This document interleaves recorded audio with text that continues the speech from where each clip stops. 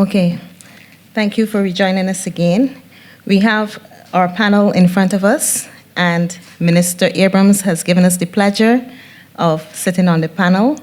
So we will have Minister Abrams speaking from a policy perspective as one of our panelists this morning. Director of DEM, Ms. Kerry Hines. She is also sitting in on the panel this morning. We have here to my very left, your right, Head of Advisory, BBC Media Action, Ms. Lisa Robinson. Next to her is Secretary General of the Caribbean Broadcasting Union, Ms. Sonia Gill. Next to her is Station Manager of Starcom Network News, Mr. Anthony Green. We also have next to him seated is Senior Meteorologist, Barbados Meteorological Services, Mr. Melka Japman.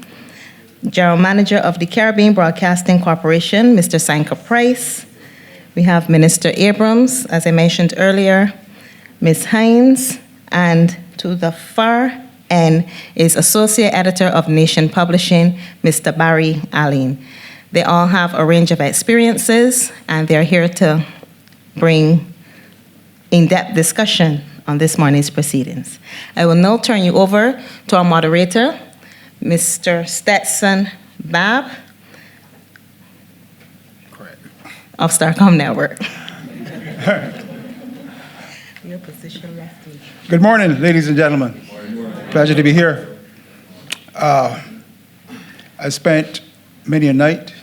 The minister has been there, Ms. Hines, and many of you, in the confines of disaster emergency management headquarters as storms and hurricanes approached. And it gives an interesting perspective, one, on how critical this process is, also how many trained, dedicated, and hardworking people are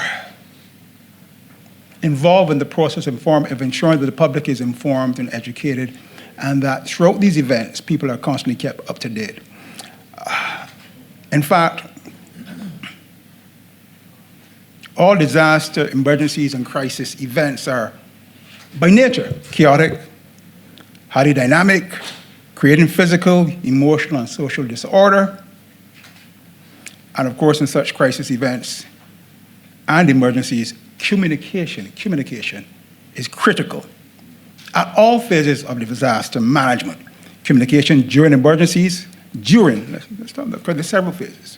During emergencies, incorporates a wide range of measures to manage risks to communities and the environment. But even more critical is preparedness, early warning, alerts prior to the event, before disasters strike. Communication can be used as a conduit for disseminating information about the impending danger, thus making it possible for people to take the necessary precautions to mitigate these hazards. And that's a key point that the minister struck earlier. And therefore, I'm going to lead off with the Honorable Minister of Home Affairs, Mr. Abrams, to develop that point a bit more in terms of what are your needs and expectations in relation to us in the media, we in the media. Thank you for the privilege, Stetson. I will just be really, really brief because I think it's probably more useful to hear from the rest. And then I will be available for questions. But the bottom line is this. The more notice we have of anything, the better position we are in to be prepared. If you are aware that a system or an event is threatening Barbados, whether it's a Met event or some other event, then you can inform yourself and take the appropriate steps to deal with the threat that you are likely to be exposed to. It beats scrambling at the end. Now, we're getting way more accurate in our predictions. The Met Services has a range of resources available to them that they would not necessarily have had, let's say, 5-10 years ago. So we are in a much better position to give you more timely and accurate information. But the information, all the information available to Met is of no use to you unless you hear it. What does that look like? How do we get it to you? How do we ensure that Barbadians are in a position to filter out what is the white noise of constant social media or constant media exposure, and to be able to pull out and know when to pay attention to the critical factors? So that is what we actually need to work on. How do we, as a unit, and I include myself in this, we're all media, how do we, as a media community, prioritize the messaging so that the most critical messages get to the persons that they're supposed to get to in the shortest possible time. Government policy is informed by need. So, and people seem to think that policies are enshrined and they exist forever. They don't. Policies need to be flexible and dynamic, and they need to cater to the situations that arise. So coming out of this meeting, if suggestions come up in here that make sense and help us to put Barbadians in a better position earlier, then the government's policy will be flexible enough to adapt, and we are flexible enough to incorporate decisions coming out of here, especially if they're consensus decisions, into our policy for the betterment of Barbados, Barbadians, the media, and the early warning systems. Thank you, Minister. Ms. Sines, Director of the EM, a key takeaway I'm hearing here, a key point to explore is then how do we as stakeholders collaborate more effectively from your perspective? Thanks very much for the question, Sexton. I think it is very important that we understand each other's perspectives. And the only way that we can do that if there is constant communication and through our various meetings, and also practicing our procedures together, because it's important that we synchronize what we need to do, and we need to bring our positions to the table so that we are truly clear on what each other expects from the process. At the end of the day, it is important that we see a common goal and we try to achieve that goal with the best possible resources available to us. One of the key components as well, when we sit together and discuss these very important issues, we have to ensure that there is some way that we can evaluate after every event, evaluate where we are in the continuum, because that is very important. There must be a continuous process improvement. That is what I see from my lens. We start somewhere, say today, and tomorrow or next week we should be better, but we need to be able to measure our advancements. Indeed, I'm hearing some key words there, terms such as the need for constant communication, effective procedures, and synchronization. My next question is going to go to Lisa Robinson of BBC Media Action. Therefore, how can, in furtherance of those objectives and those goals, what should a training program in risk communication between media and emergency personnel look like, one? And two, how can risk communication among these agencies be improved? I see some of the people in the room here were at a workshop that we ran just last month that was really trying to, in fact, not necessarily run training, but to run a workshop that was more around collective problem solving. I think you've already heard in the room the wealth of knowledge that there is from very different sectors. And so through a bit of training, but an awful lot of exchange, we looked at how expertise from the media sector in understanding audiences, expertise from the disaster risk sector around what actions need to be taken, and expertise from civil society around the needs of people could really come together, and through exchanges and relationship building in the room, really put their heads together and figure out what could be done to communicate risk better. Barbados is fantastic fantastically advanced around risk communication. We've seen excellent examples so far, but there are inherent challenges in getting it right. Anywhere, there's a real problem of getting people to shift from early warning to actually taking early action, and a lot of that requires long-term communication about risk. So through that workshop, we did not only training, but real relationship building, so that those different actors across different disciplines understood each other and really worked together better over the long term.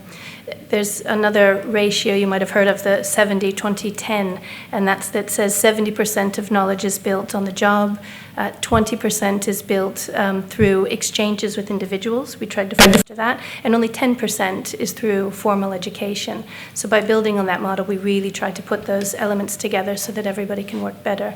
I think there's another untapped potential there, and it's in understanding the limitations of each of those disciplines and the challenges they have.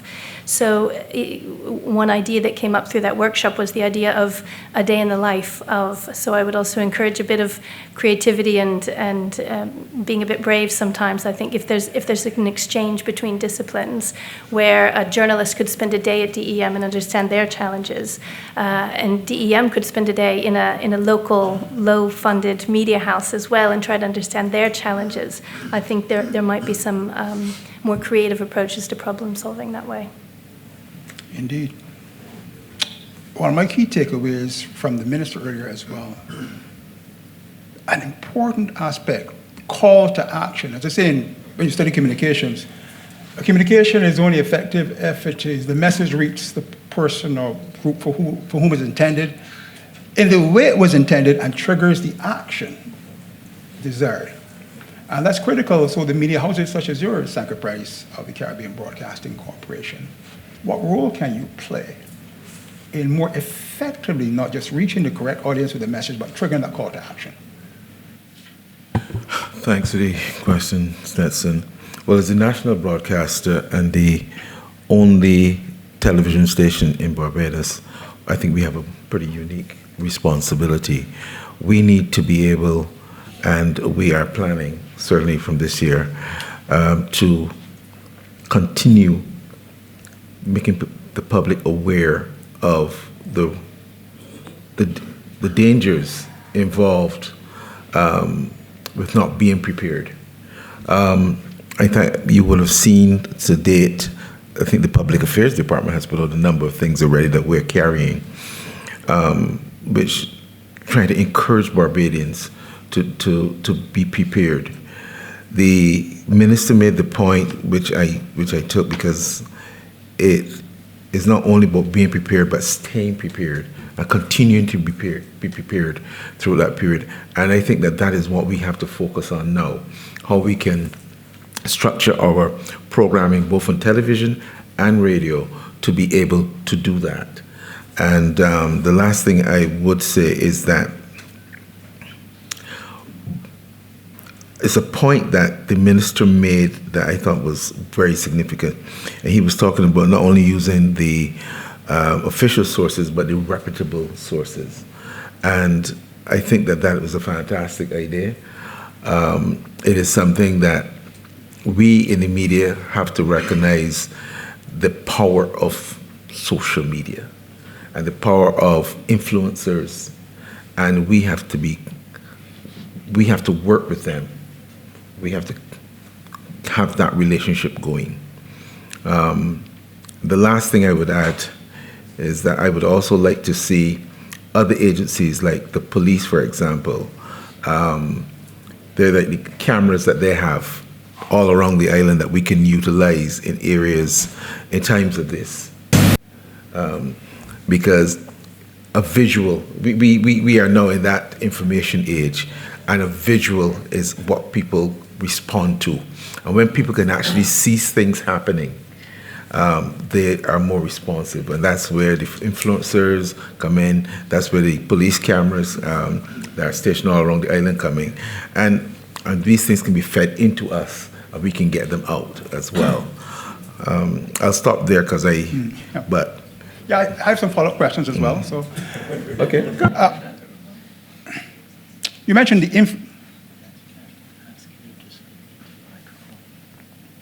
Let me see if I can raise the microphone a bit better. You would think I would know better now. Thank you, Mr. Price. You mentioned the role of influencers, and this you touched on earlier as well, and the reach of those more informal players in the system. Some numbers are mentioned, I think more general terms. I'm aware the nation, for instance, has a powerful platform, Barry Allen, with tremendous reach. 145,000 followers on Instagram. Some of the most popular online influencers, I won't call any particular name, but has, for instance, like 45,000 compared to 3 times as many for the nation. How is the nation, and how can the nation even further use that use that platform more effectively in risk communication? Thank you for the question, Stetson. I think, first of all, we have to recognize that the Barbadian public now salivates for real-time information more than ever before. The danger with that is that for a lot of them, the information they want is coming from the wrong sources. So we at the Nation Publishing Company, we are trying to reach out in a way to always have not just information disseminated in a timely manner, but the correct information, the accurate information.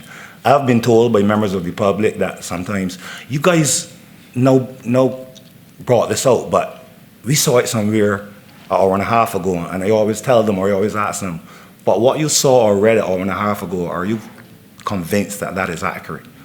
So we have to find the perfect balance now in terms of getting the accurate information out, but also getting it out in a timely manner. And I will say this to the powers that be, I think there needs to be an improved synergy. During a climate event, I think the Barbados Meteorological Service, the Public Affairs Department, and the Ministry of Home Affairs have done a good job in alerting Barbadians, this is what we expect to happen. We have a system coming from off the African coast, it's coming at this speed, we expect it here at this time. Barbadians are ready for that, and that is fine.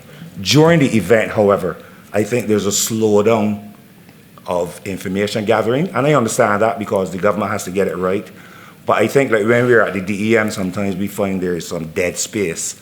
I think if we can shorten that dead space and get timely and accurate information out, probably in shorter periods, that would help the populace. So if we get that information out, the populace that is salivating for that information, they then would see no need to go to what I call the unreputable sources. If they are satisfied that the correct information and the reputable information is coming from the Caribbean Broadcasting Corporation, from Starkland Network News, from Barbados Today, from the Nation Publishing Company, I think their propensity to go to the salacious side of things would be reduced.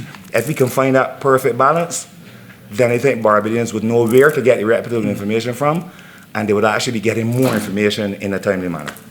Indeed, there's often this discourse about traditional versus social media and the non-traditional and informal actors. And my point always is that social media has indeed enhanced the role and need for credible traditional media because they want verification. People still want true and accurate information. And talking about powerful media platforms, there's none more powerful platform, certainly the electronic media, than the platforms of Starcom Network. Anthony Green is the general manager.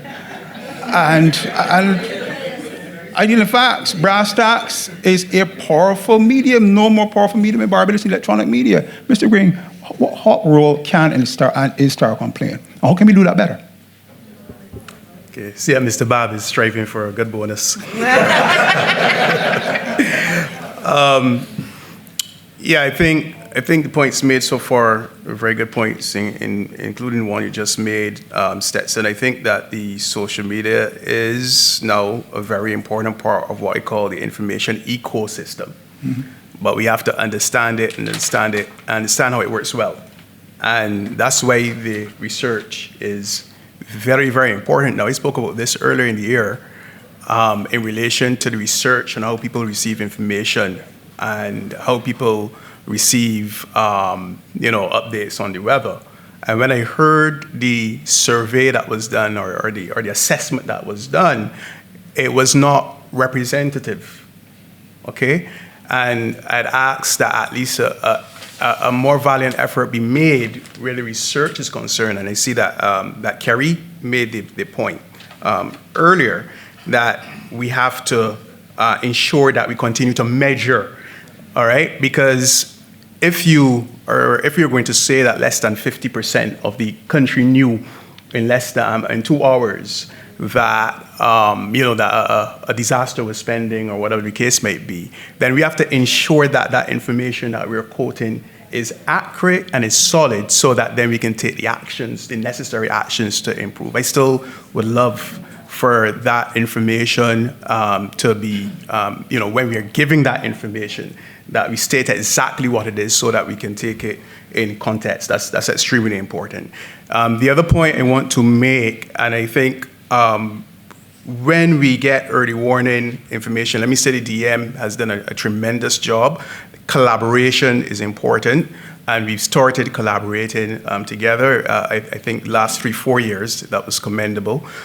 We also have GIS that gets information out via the WhatsApp channel, both voice and script, excellent in that regard. And I suppose what is now needed and what we understand in understanding each other is what we need to do on the broadcast side is we have to rotate that information as frequently as is possible. That's another point that I made earlier this year. I think we were accustomed to treating it in a particular way. In the weather news, we were accustomed to, when it first came out, you would read the script, but we are going to make a commitment to make sure that we have a standard. So what is that standard? Is it once every 15 minutes, once every half hour that we rotate that? And, further from being a nuisance minister, that is a commitment. I don't think that there's any deliberate thing there to be a nuisance in terms of how it's treated by the announcer, the radio announcer, or the DJ. They are following a log. But given our collaborations and, knowing what it is that we need to achieve, we can now set in policy. Look, when this information comes from the GIS, we need this information rotated once every 15 minutes. Now, just to go a step further in terms of this, sometimes the stations are automated. And if the stations are automated, I think the last set of information on this came on the weekend, for example. And if the stations are automated, it means that we have to activate resources to be able to get that information out so that when you measure, it's a correct indication of how we are distributing the information. I'll stop there for now. And I want, by way of the wrap-up contributions, to jump off from a point Ms. Gill of CBU mentioned about lessons learned and how we input those into future strategies. I want to talk a bit about lessons, though, because lessons are very important. And I recall in the last hurricane season, I believe it was, yes, when we overnighted at Starcom Network, and I learned a very important lesson. At some break in the storm when we probably were getting tired and I felt we should all go home, and I tried to drive home a member of staff who lived in St. John. And I got to St. George and the rain was pelting down, and I got by Gun Hill and it got a little worse. Then I got a little further and it dawned on me, this might not be the best idea you ever had in your life, Bob. to drive home through the country in St. John in the middle of a storm? Not wise. So I learned an important lesson there. And that has been inputted into my future strategies. So we went back to the office and they created, the young reporters there, they created their own chairs put together and created their own little bedrooms and stuff, and they were sleeping until the next morning. When the sun was up, then I went home. Important lesson I learned. Don't do that again, Bob. So, having said that I can learn some lessons, not all, they take long sometimes, but I learn a few lessons, and therefore, collectively, we as stakeholders, what lessons have we learned from those events, others past, and how can we input those, and will we input those into future strategies in terms of affecting the platforms we use, the means that we use, the methodologies, the platforms, how do we increase engagement, and how, most importantly, do we achieve that call to action that's critical? Start with you, Ms. Robinson. I think the point you made about having a strategy in the first place is probably the most critical. Actually, understanding what influences change and how to engage with those audiences. I think it's important to remember that communication is a process that happens year-round. It's not just a product that happens at the outset of a storm season. So I would say let's think about how we support that communication process with the public year-round so that when it comes to early warnings, early action really happens much more easily. Brilliant. Ms. Gill? Two things I'll re-emphasize. Understanding the vulnerabilities of those who you want to survive the experiences. If you don't have that understanding, then the assumptions you'll make about what you attempt to communicate and how you attempt to communicate it may not serve you. And the second thing I would want to emphasize is establishing resilience, taking off of Lisa's point. It has to be structured, it has to be institutionalized. It can't just be because Sonia's around, it will happen this way, but if Sonia's not there on that day, it won't happen. And that itself requires what's happening today, understanding of the institutional needs and agendas. Media have established agendas. These are not negative or positive, they just are. Other partners have established agendas.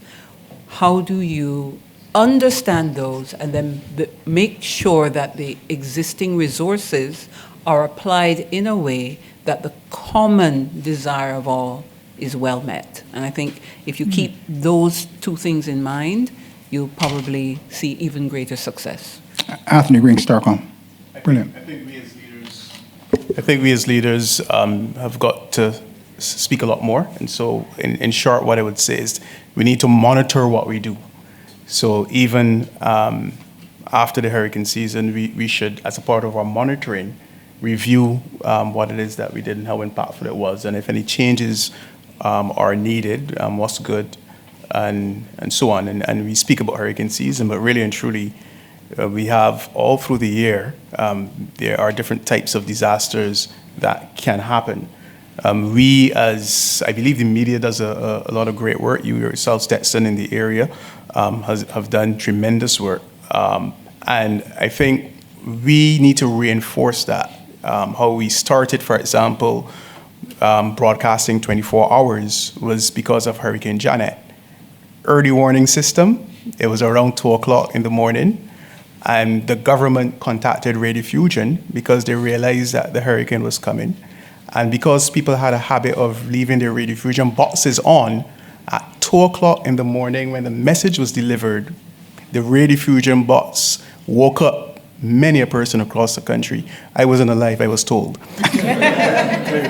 And that early warning system, as bad as Hurricane Janet was, it helped to save lives. And I think there was another Caribbean country, if my mind serves me correctly, it's St. Lucia, that suffered a worse impact, unfortunately. But that early warning of waking up 2 o'clock in the morning, that Radio Fusion box waking you up because people didn't used to turn it off, used to leave it on, so when it came on in the morning, it was on. All right, so media has that reputation, that trust, and that awareness that it has to be involved in ensuring that we keep our country as safe as possible, as resilient as possible, and bearing that in mind, then we are critical stakeholders, then therefore we need to keep that conversation going. I think it has started, and this is a wonderful example, and I encourage us to continue it. Brilliant. Samalka? The point kept coming up in this discussion, and I think is really important to continue to reassess how we communicate, how effective it was, how timely it was, and then after we get that information, to continue to improve on it and don't use it as a one-time, but a continuous effort.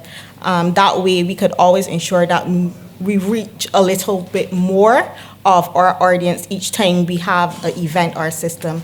And the other thing that I would like to say is that we need to remember that we always have to start somewhere. Ideally, it may not be where we might want to end, but if we start somewhere, then it improves on the communication overall. Persons are always looking for those voices, whether it's from the media houses, the agencies that do the monitoring and forecasting. And if we don't say anything, they'll find the information somewhere else. Indeed. Mr. Price, CBC. Thanks, Destin. Just 3 quick points, taking off from what everyone else said. The first thing is about preparation. The major experience that we would have learned through the years is that those who fail to plan to fail. It sounds old-fashioned, but it is extremely true. And the fact is that, especially if you're at a plant where I'm at, and there's a lot of aging equipment, you have to have all of your people working with that equipment and being familiar with that equipment, so that when things go wrong and there's a system around or anything happening, there's a different level of energy. So they need to be able to respond to that, and you can only do that if you're really prepared. So preparation is key. The second thing that I want to emphasize is, although we know this, we don't talk about it much, but the systems, whether disasters, whatever, it impacts people. Our business is about people. That's the key thing about our business. And in terms of communicating, we really need to reach people at every level. And that's something I don't think that some of the agencies necessarily do. That's why the point by my person next to me about how we interpret some of the things that they would have put out is very, very important. Because I know some of you would talk about the news, ridge level? A ridge, upper level trough and whatnot. If I ask her hands, how many people here know what's an upper level trough, and this and that, so you've got to, it got to be simple. So communication aspect is the key. And lastly, and I guess this ages me, this is for Anthony Green and for all those who don't know, you never turned off the radio fusion. Okay, it was in the corner, it was a wired system, it went off at, I think it was 11 o'clock around that time. That's when the boys started to go home. Right, and then it just stayed off and it came on naturally. And for those of us who were been at school, there's quiet time at 2:45, so you know that school had 15 more minutes to go, right? As I said, that ages me, but Radio Fusion was the best thing that we ever had. And so the best announcers in Barbados came from Radio Fusion. Anyway, Minister. Minister, but let's leave the minister. Protocol would dictate. I'll leave the minister for last. I'll go to Ms. Sines, the director. In terms of the takeaways and lessons learned, I think it is important that we mainstream disaster risk management in everything we do.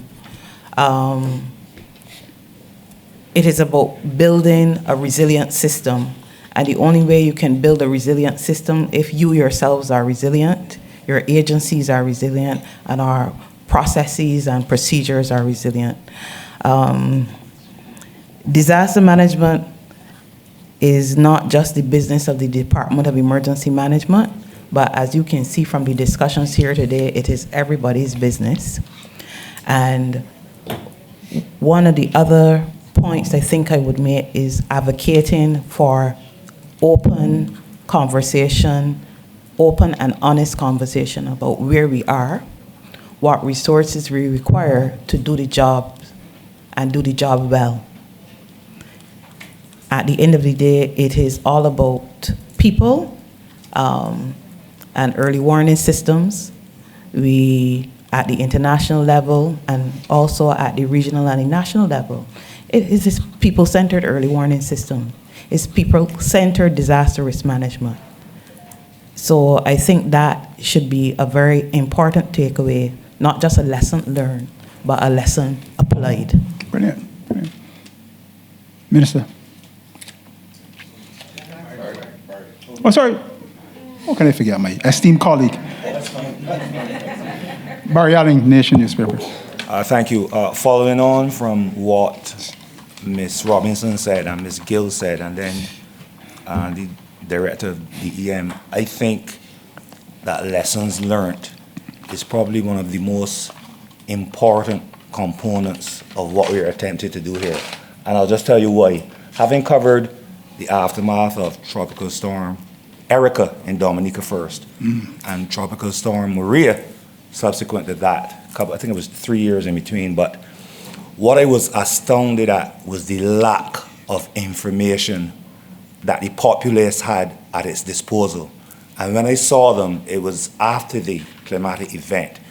And from asking them questions, there was so little information at their doorstep. So they found themselves in a position where they're virtually helpless. And I think from a SEDEMA perspective, if Barbados has something that we can blow our horn about, it makes no sense to have the horn in the corner and catching cobweb. I think the Barbados modality now that we have in place where we disseminate information and the way we disseminate it to our populace before and during an event is one that can be extrapolated to the Caribbean region. Having gone to 3 different jurisdictions in the Eastern Caribbean in the aftermath of events, I find their lack of information gathering and dissemination, not that it's the fault of the government or whatever state agencies in place, but they don't seem to have a system of resilience in place where the populace has access to information so they can make informed decisions. If we can have our model extrapolated to become a Caribbean model, it may not be the Bridgetown Initiative, but I think it could go a long way to actually the Caribbean having a disaster. Maybe the Barry Initiative. I think a Caribbean model can follow us in terms of how information is disseminated, and that allows the media houses in each of our Caribbean jurisdictions to play a more integral role in getting information out to the populace. Thank you. Minister. Thank you. We keep asking, what can we do? I think we're doing it now. This has been, I am very, very glad that I stayed for this session, because it is wonderful when you feel cooperation in the room and everybody being on the same page. At the end of the day, a number of you are competitors. I cannot believe Sanka Price says that some of the best media persons came out of Ready Fusion. I was beginning at Starcom. We will talk later, Sanka. You forget Sanka came out of Starcom too? Some of the best cameras. I'll take a base bonus. Right. But the point I'm making here is I loved the unity we had at the DEM during ELSA, in the lead up to ELSA. We were all on the same page. It was representatives from Starcom, CBC, whoever, everybody. And the aim was getting the information out there and working together to get it out. And it shows that when it is important, we need not be in competition. We are serving the interests of the public, all of us. The other thing I want to say is horses for courses. The comment was made that we need to be careful of our interactions and our utility of a number of the social media personnel, because you have to look at the credibility of the messengers, and you might give them credibility in other areas where they don't deserve it. I hear you loud and clear on that one, and that is one that is foremost on my mind. There are some persons who dominate the social media space I want nothing to do with at all, right? I believe that their interest is entirely self-serving, is very sensational, they have no interest in the truth. Having said that, there's some journalists in Barbados, I get on well with most, I respect most. There's probably only one journalist in Barbados I want nothing to do with. And they know who they are. But when, with all that I am saying there, with all these considerations, when the prisoner escaped from Dodds, and we wanted to get that message out fast, because we wanted him caught back fast, I put aside all the prejudices and sent his picture and our notice to pretty much every influencer. We sent to all the media houses and every influencer that we had contact information for. In short order, we were getting all the reports of where he was, and that's how we were able to track him down. People, the Barbadian public skinned him out in one. Everybody knew who they were looking for. Everybody knew when he escaped. And that's how we were able to catch up with him so quickly, because we put it wide. But having said that, that was a necessity situation. If there was a freak storm again, or something very short notice that the information had to get out in 20 minutes or less, then I'd do the same thing. But where I have the ability to put things in place to get the information out through our more credible sources, then I will use our more credible sources as a front line, but horses for courses, and it also then depends on the necessity for the information. So there's a lot of things that are swirling. It's never going to be perfect. And that's why I'm saying that we need to develop the policies. So policies will be informed by need, and the response will be informed by need and emergency, right, and priority. I've gotten a lot to think about coming out of this meeting. There's more notes than I normally make. But I've made notes here, I've made my mental notes, right? And I feel good. I feel good approaching this hurricane season. I feel good that we're getting somewhere as a media unit, a media ecosystem. I feel good that we are very likely going to be able to come up with policies and protocols that are suitable for everybody. And we can working on for the benefit of everybody. So thank you very much for having me here. Thanks for all of the interaction. Thanks for all of the very, very honest input. And kudos to all. Thank you. Thank you. A few points, a few of my own takeaways from the contributions today. Ms. Robinson, you made a very important point about the need to support that communication process for the public year-round, to have that engagement continuous on a year-round basis. Ms. Gill, CBU, you stressed the importance of understanding the vulnerabilities to make the correct assumptions that input into the process, into the strategies. You emphasize establishing resilience. More importantly, and this is a theme Anthony Green, who is very process-driven, talks about a lot, you must have systems and structures that are institutionalized and not dependent on individualism. Right? And Mr. Green himself spoke about monitoring what we do, reviewing reviewing those strategies on an ongoing basis, looking at their impact, assessment, the importance of early warning, and always the role of the traditional media. And you cited the case of Hurricane Janet and the Red Fusion example. And I'm old enough to remember Red Fusion. And a matter of fact, I should date myself, but yeah. Samelka Jackman spoke about the reassessing the effectiveness and timeliness of the information, the communication. Sanka, you spoke about the critical need for preparation. And that spoke obviously to the resilience of your systems, to the people's familiarity with those systems at time of vulnerability.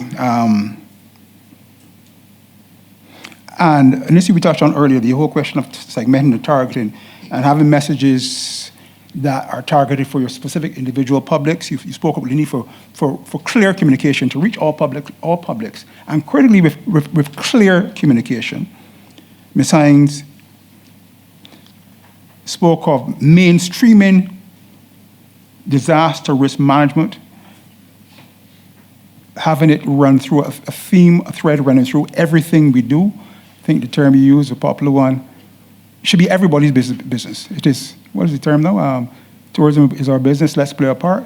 So disaster risk management must be everybody's business. He also mentioned the need to ensure that adequate resources, of course, are dedicated to the task at hand. Barry spoke of the Barbados model, have those modalities maybe exported as best practice, exporting best practice in terms of models that could guide strategies and systems in other jurisdictions. And you spoke a little bit from your own practical experience, the lack of information and how that created certain information deficits and challenges in those particular countries at times of events. And of course, the minister emphasized the importance of a process such as what we are doing right now, ongoing stakeholder collaboration in the national interest.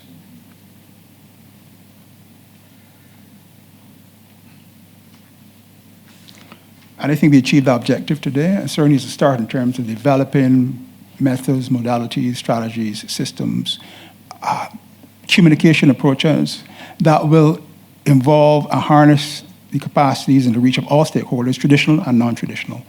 And I must say, you spoke with ecosystem and folk giving out any trade secrets. I have found a way that there are useful ways to leverage those non-traditional players to achieve traditional objectives.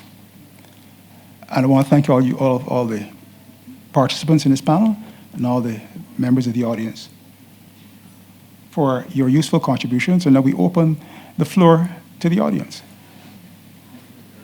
Questions? Good morning. Whoa, it's all that time. Good afternoon. Station Officer Vaughn, Barbados Fire Service. And no, I'm not saying what I'm saying for a bonus. I've been to several events where our minister has spoken. He's generally one of those persons who will have a few notes written down, but he will usually speak from the heart. And I think that is the thing I admire most about you, is that you keep it real. And as you were talking just now, every time you say something, something would come up that made sense to me. I remember a few weeks ago, your wife instructed me to go and get a bottle of gas. I heard this message on the tail end of the radio about, and it said something about the place where I was going to purchase this gas. I didn't get it. I drove all the way down there to realize that message was that they were going to be closed that day. But I'm putting out a question to you, especially the media. What we have realized in the fire department is that those informal players who use the social media and use it very, very well, what they will do is that they will put out, we call it an inch of truth and a mile of falsehood, because the truth can be proven. Yeah? So yes, he did that. If you don't, we go and check that. Yes, that part is right. So how do we then battle that challenge in terms of separating the truth from fiction? Were you addressing that one to everybody? If I could answer that, schoolmate, I think finding that balance, as I spoke before, is the most important thing for media houses, probably in the world today, to get the timely and accurate information out and to remove the, I don't like using the words, to remove the inaccurate information. I think that we in the media have to endear ourselves more to the population to stay on our side. If the population is satisfied, when I go to Starcom, when I go to CBC, when I go to Barbados Today, when I go to The Nation, I know I'm getting the correct information. That is what we want. So at the moment, there's still this salivation for some of the others. It's a work in progress. But I think our main aim is to get the public on our side and to recognize when they go to A, B, C, or D, this is the correct information. And that in itself is what we need to try to do. Let me treat that a bit.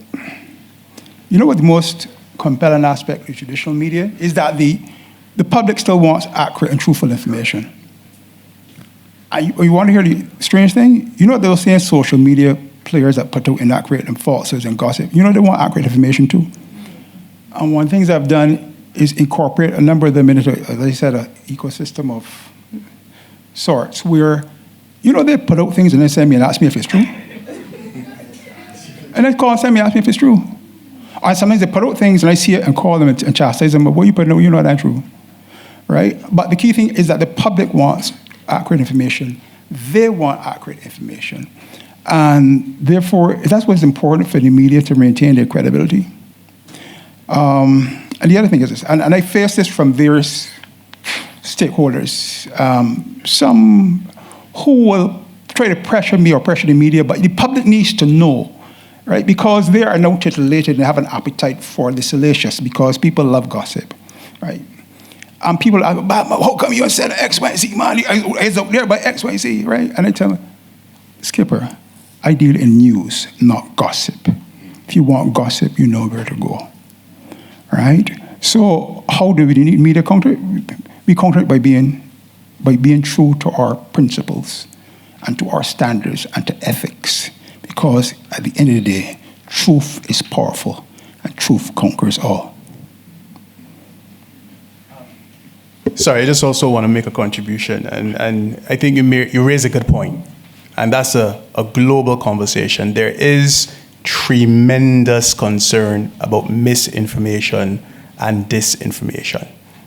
Okay, and that's exactly what we are talking about when we say yes, it's an important part of the info ecosystem. But I mean, and this is where we need to even take guidance from the same United Nations. You know, we have Article 19. So in the same way we look at human rights, and there's a lot of conversation about climate change, which is correct, food security, et cetera, et cetera. What is it saying about the importance of media work and journalism? It has a lot to say, and I think even in this year, it's going to come to the fore, and the critical nature of what we do, because we are important when it comes to clarifying that information. And that is why it's important that those who have the information, that they make themselves available to share the information. There's a lot of that, but in some instances, the media face tremendous challenges. But like Stetson said, we're not going to go and say X, Y, Z when it comes to some of that misinformation and disinformation that's circulating. We're going to wait on you. We're going to wait on the police and so forth, okay? But there are real life, I mean, let's be real. We have a lot to say when it comes to getting information, to ensure that we can keep people calm, that we can give people information that helps them to make critical decisions. And that's where media information and literacy is coming in. And I must say the CBU has been tremendous in terms of training, because we ourselves as media workers need to be trained. It's unfolding before us, so it is also challenging for us to deal with. And a lot of training is needed on our end to be able to combat some of the issues that we face with that particular situation. I'll give you another quick example, because I'm so much in the front line of this. You know, as we look to the traditional media, non-traditional players as avenues, are you aware that they themselves, because they want to be seen as core source of credible information, I don't know to the extent they probably do it with the nation, we have observed a number of platforms emerging, and some additionally starting to adopt that practice, where they're copying them, they follow our stories, they copy our stories. You go to Versatile, wherever the name all there, they copy our stories and put it on their platforms, because they themselves, these non-traditional players, want to build them as a following based on credible information, so they'll go to us and just plagiarize our information. So what's the solution?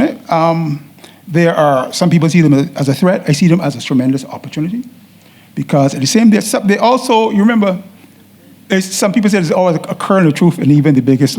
So sometimes they're sources of information because it's something, and they may go off the rail with all types of salacious stuff. But sometimes they're sources of, wait a minute, is that really happening? Sometimes they're a good source of the pulse of what's happening, what people are talking about and gossiping about. But our role then is to disseminate that, or to distill that rather, and then to understand what is truthful and what is accurate, and to provide for the public credible information. And then they use us as sources for their own platforms. Sorry, Nancy. I'm really happy that this question came up. Two quick things. Media literacy is not only for media professionals. Media literacy is for us all. In my day, I'm old enough to remember reading, writing, and arithmetic. Well, along with that comes media literacy. Yes. It is a fundamental skill that we all require. And we're not talking about necessarily technical capacity, but that capacity to understand sources of information, nature of information, etc., and distinguish it for ourselves. And this is a global issue. Nathan here has been part of the work CBU has started to do. And the other thing I think we kind of forget is that along with the literacy of our audiences is the matter of looking at the information ecosystem more holistically. A lot of focus is placed on news and current affairs. And while that is critical and it is the major source of our indigenous content, DEM did something brilliant a couple of years ago. They started a quiz show on CBC as a way of increasing awareness and sensitization. Now, that's not a news and current affairs production. And I think we need to look at the entire spectrum of media capacity in terms of awareness raising as well as information sharing, and not only rely on news. As I said before, news has an agenda, and that's not a negative thing. It really is about the way in which news operates is X. But there are other ways of engaging with the media to address information needs prior to, during, and post events of various kinds. Maybe one or two quick questions? Yes, good afternoon to everyone, and I want to say to the panel that you have done an excellent job. When the minister made the point, however, that there's some person in the media that he does not want to have anything to do with, it reminded me as if we were in the upper house with the Lord at the Last Supper, because I started to see some people leaning over asking the question, is it I? Luckily, you're not in the media. Sure. However, when the panel started the discourse this morning, I started to feel like a frog that was in hot water and swelling out, because there were so many issues that came up, and I started developing questions for these things. But as the discourse went on, I started to get deflated, because every one of those questions was answered in some way by one of the members of the panel. And what this told me is that we understand the challenges that we have, and we have the solutions for them. However, I am not sure if I am 100% convinced that I am seeing all of these things being displayed in our environment. And I will ask a few questions to make the point. One of the questions relates to what Mr. Green spoke about in terms of climate change.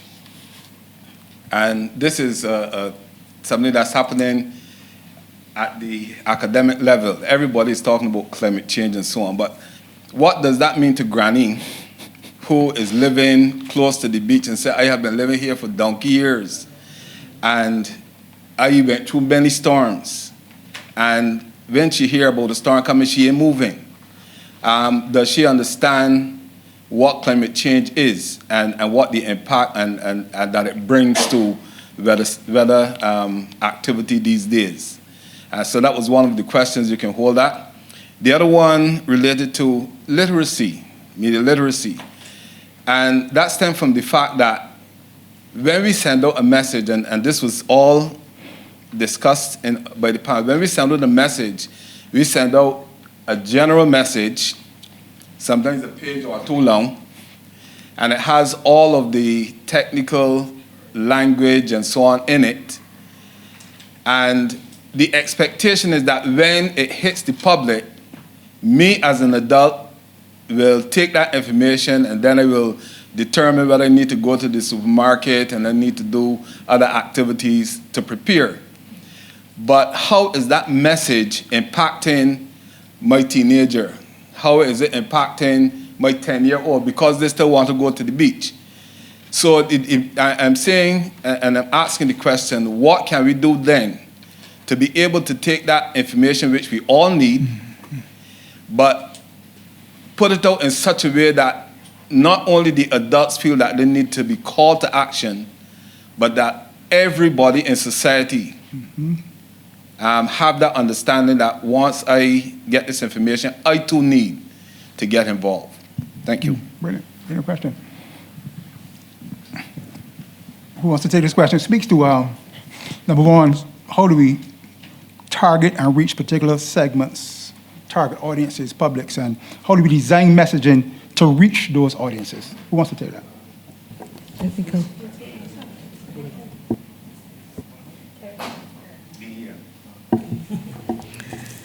Thanks for the question. For us at the Department of Emergency Management, the development and implementation of a pervasive public awareness program is very key, and it is a core element of our overall program and mandate at DEM. Just to use some examples, we have packaged the message in various forms. Ms. Gill alluded to the game show that we came up with, along with the Caribbean Broadcasting Corporation. We pulled together that particular initiative to teach persons about hazards. There was also the instance of focus groups that we have had in the past and we continue to have with, for example, the youth, the elderly, all elements of society, so that we can package the message to suit their purposes and so that they can action. Just to give another example, the tsunami run that we have, we had to find a creative way to get persons to understand the hazard zone and the safe zone. So we packaged it in a 5K walk and run. So we are constantly trying to innovate, and the only way that we can do that is if we involve the same persons that the messages are being targeted to, find out what their preferences are, and be in a position to be as agile as possible to deliver on that. All right. Minister? So I take your point entirely, and what I understood your question to be and to raise as well is some of the messaging information, although well-intentioned, is lost to people who don't understand what is coming out. And Smelka, it is true. When the weather report comes out and people talk about an intertropical convergence zone and an upper level trough and a ridge pattern and a this and a that, this is the format for the weather news every night. That is lost on half of the Bajans, actually more than half the Bajans. So I think what we need to do, if it is easiest to use those terms, then we actually need to do in short order a very comprehensive product explaining what these terms mean so that Barbadians can understand what they are. It helps you. It also engages people. It might get people interested. You might want to use the carry model and put it in the form of some competition or something, have somebody go on the camera and say, what does this mean? And do something like that. But we do need to drill it down to ensure that what we're saying is not lost, because effectively that's the white noise. So people tune that out and listen to hear what the maximum temperature was, what the minimum temperature, and what time the sun coming up tomorrow, right? So we probably need, we definitely need to look at that. I also take your point, because my parents, let me not use them.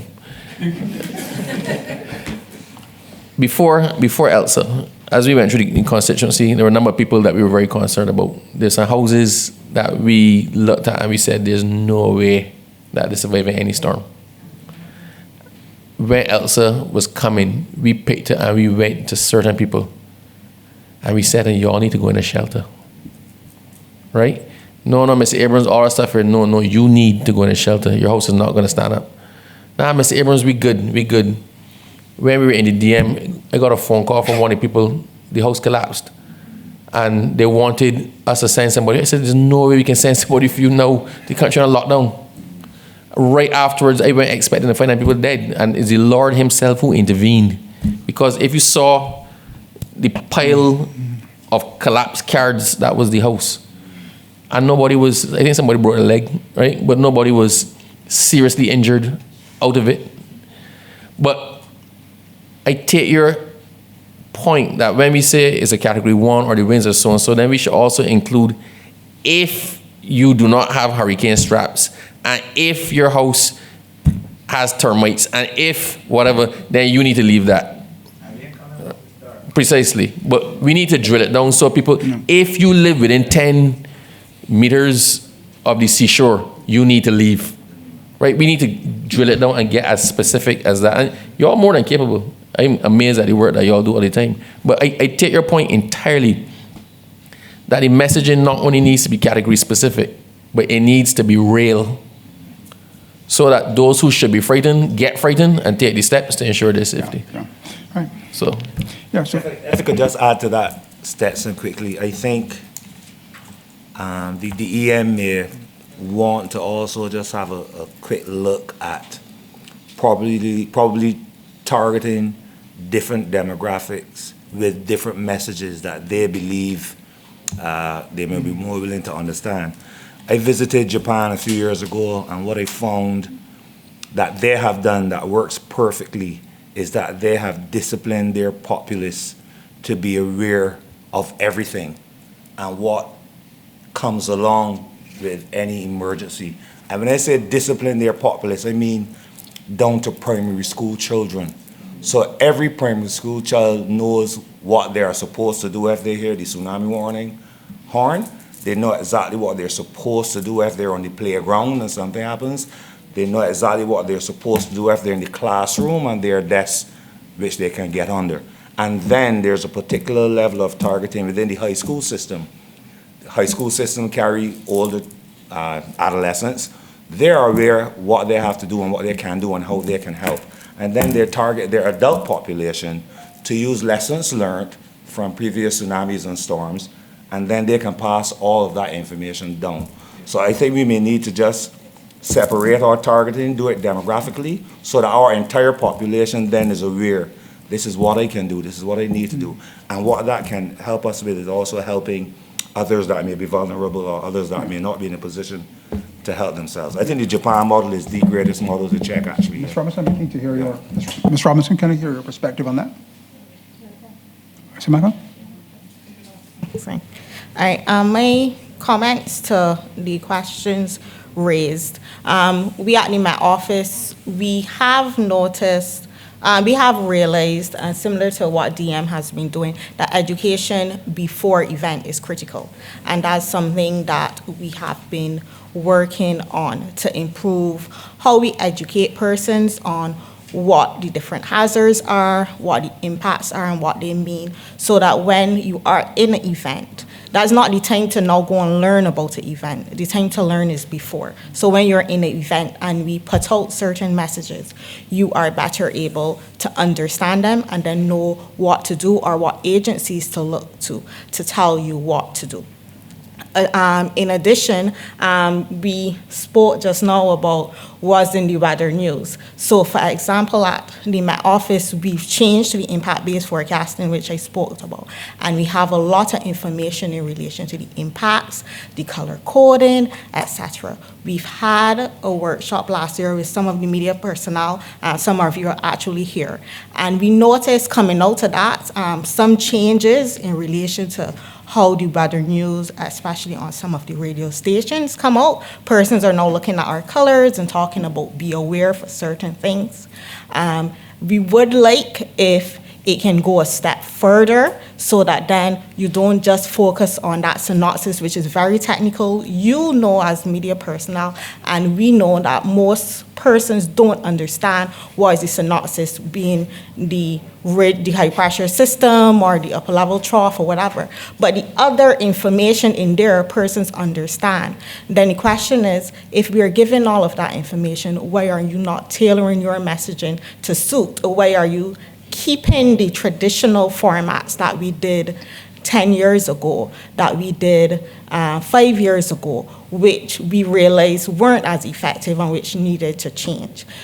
We did listen to a lot of feedback. So this hurricane season, you'll see a change in the format of our messaging slightly. So we were given the input coming out to that workshop relation to how we package our messaging, having that technical information to the bottom instead of to the top, so that persons who just listen to the first part of sentences, they get that information. So it's a case that in my office didn't have the information. It was a little bit of the structure of the information. And again, that's where partnerships are important and conversations with stakeholders, because for us, there are certain things that we thought we were doing well, but because we would not have certain expertise, then being able to get feedback information would help us to tailor our information better so that it can be better disseminated and understood by the general public. You spoke about people understanding the impacts to climate change. Again, the education element, and we've worked with some of the media houses. We've been doing a lot of going into the media houses to have conversations. We know that we talk a lot about social media, but that only reaches a certain group of persons. A lot of persons listen to the radio on afternoons, especially like the retired person. They sit down in their houses and they listen to the radio, and then they talk about the stories or the conversations on the radio. If we can have those conversations there, and I find if I have a conversation, an explanation with a person one-on-one, they better understand than if I just put out a statement or if I just put out a video. So then having that one-on-one conversation with the moderator at the time on the radio station then makes that person feel and understand certain things. And I've seen that, for example, just with my mother.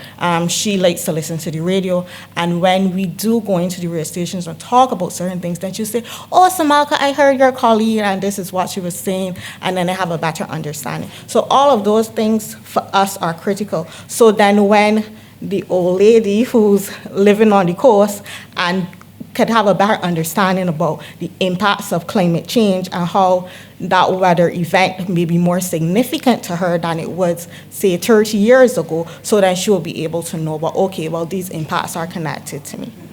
All right, so before we get to have a conversation about the impact of hunger, because we get right. We have a final brief comment from Ms. Robinson, who I know has been waiting a while to get in. I can help transition to the end with this one. Just a really important point about understanding audiences, segmenting them, as Heinz referred to, pre-testing, and also measuring the impact of that. Just to add that BBC Media Action has conducted some audience research to really understand their communication needs, but also what motivates them to action. So motivating a 10-year-old or a 14-year-old is very different from motivating your mother. And understanding exactly what kinds of conversations they need to have, not just what messaging needs downloaded to them, but what kind of conversations they need to have in their everyday lives to shift from